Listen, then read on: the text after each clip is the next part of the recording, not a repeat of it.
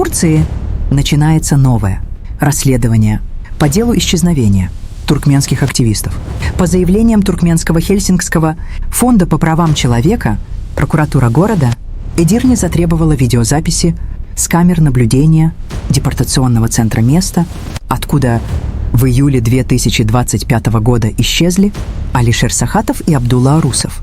Ранее сотрудники центра утверждали, что молодые люди были освобождены, однако предоставить видеодоказательства отказались.